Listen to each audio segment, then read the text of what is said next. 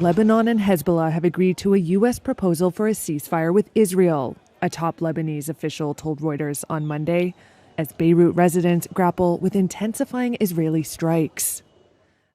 Ali Hassan Halil described the effort as the most serious yet to end the fighting. Halil is an aide to Nambi Berri, Lebanon's parliament speaker. Berri has been endorsed by Hezbollah, which is backed by Iran, and has been negotiating over a ceasefire. There was no immediate comment from Israel. Diplomacy has been in the spotlight in recent days. World powers have said the ceasefire must be based on UN Security Council Resolution 1701. It ended a 2006 war between Israel and Hezbollah. Under it, Hezbollah would need to move weapons and fighters further back from the Israeli border.